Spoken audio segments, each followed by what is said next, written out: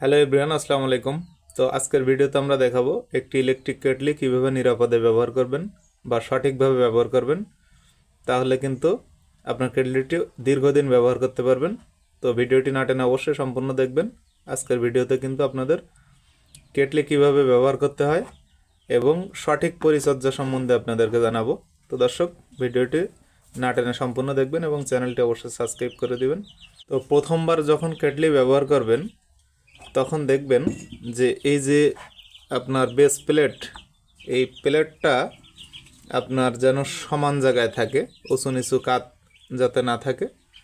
আর প্রথমবার যখন পানি গরম করবেন, আপনার প্রথমবার পানি হিট দেবেন এবং একটি লেবু রস দিবেন, দিয়ে সুন্দরভাবে ওয়াশ করে ফেলে দিবেন।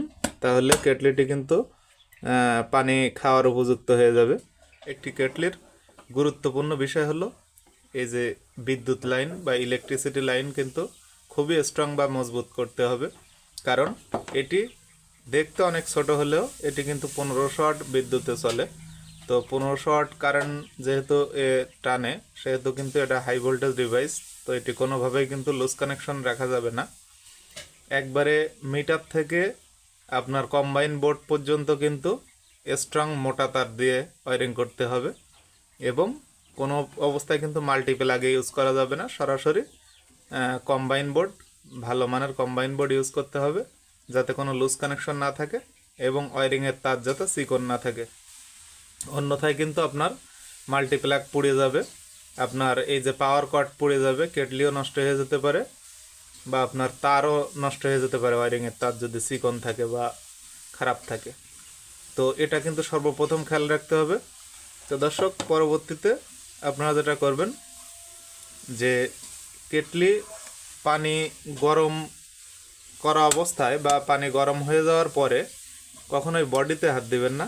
কারণ স্টিলের বডি অনেক হিট হয়, আপনার হাতে কিন্তু পুড়ে যেতে পারে হাত। তো গরম অবস্থায় বডিতে হাত দিবেন না। আর কখনো এই যে এই কানেক্টর আছে, এটা পাওয়ার কানেক্টর, তো এই পাওয়ার কানেক্টরের ভিতরে যেন পানি না যায়, এটা খেয়াল রাখবেন। আপনার নিচে পানি লাগলেও সমস্যা নেই, আপনারা মুছে নেবেন। এই পাওয়ার সংযোগ থেকে ডিসকানেক্ট করে কিন্তু পানি পরিষ্কার করে নিতে পারবেন। বা যদি কেটলি পরিষ্কার করার দরকার হয় তাহলে কিন্তু আপনারা পাওয়ার সংযোগটি আলাদা করে একটি নরম কাপড় ভিজিয়ে কিন্তু পুরাটা মুছে নিতে পারবেন, তাতে কোনো সমস্যা হবে না। তো এখানে আপনার কেটলির ভিতরে যদি ওয়াশ করার প্রয়োজন হয় তাহলে কিন্তু আপনারা একটু লেবুর রস দিয়ে সুন্দরভাবে ওয়াশ করে নিতে পারবেন গরম পানি করে।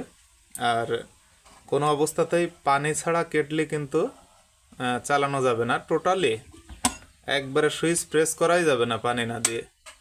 তো পানি দেওয়ারও কিন্তু একটা লিমিটেশন আছে, না হলে কিন্তু আপনার কয়েলের উপরে প্রভাব পড়বে এবং কয়েল কেটে যাবে। তো পানি কিন্তু ওই যে দেখুন কেটলির ভিতরে কিন্তু মিনিমাম টু ম্যাক্সিমাম কিন্তু আপনার হলো মার্কিং করা আছে, আপনার চিহ্ন দেয়া আছে, ম্যাক্সিমাম চিহ্ন দেয়া আছে উপরে আর মিনিমাম চিহ্ন কিন্তু নিচে দেয়া আছে। তো এই মিনিমামের নিচে কিন্তু মানে কেটলির মিনিমাম অন্তত আপনার 1.5 ইঞ্চি উপরে থাকে। তো এই মিনিমামের নিচে কিন্তু পানি দেওয়া যাবে না, তাহলে কিন্তু কেটলির কয়েল নষ্ট হয়ে যাওয়ার সম্ভাবনা খুবই বেশি।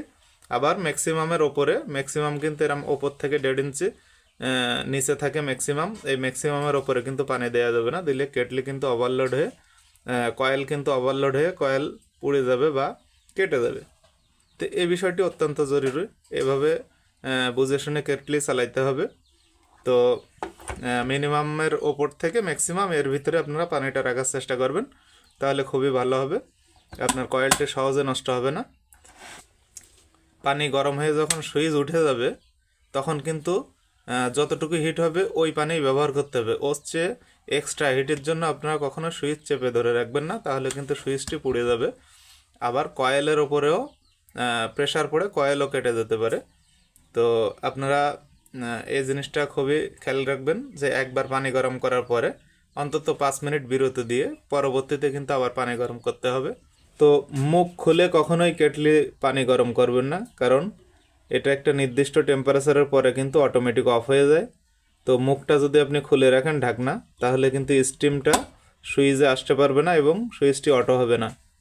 তো সুইচ যদি অটো না হয় তাহলে কিন্তু আপনার কয়েলে ওভারলোড হয়ে কয়েল কিন্তু পুড়ে যাবে বা কয়েল কেটে যাবে। তো দর্শক, বিশেষভাবে খেয়াল রাখবেন যাতে কেটলিটি বাচ্চাদের নাগালের বাইরে থাকে, কারণ শিশুরা পানি গরম করা অবস্থায়, রানিং অবস্থায় যদি বডিতে হাত দেয় তাহলে কিন্তু হাত পুড়ে যাবে। তো এ ধরনের ইলেকট্রিক ডিভাইস কিন্তু আপনারা সবসময় শিশুদের নাগালের বাইরে রাখার চেষ্টা করবেন অবশ্যই। তো দর্শক, এটাই ছিল আজকের ভিডিওটি আশা করি আপনাদের অনেক উপকারে আসছে। তো চ্যানেলটি অবশ্যই সাবস্ক্রাইব করবেন এবং ভিডিওতে একটি লাইক দিবেন। তো সবাই ভালো থাকেন, সুস্থ থাকেন, দেখা হবে পরবর্তী ভিডিওতে। আল্লাহ হাফেজ।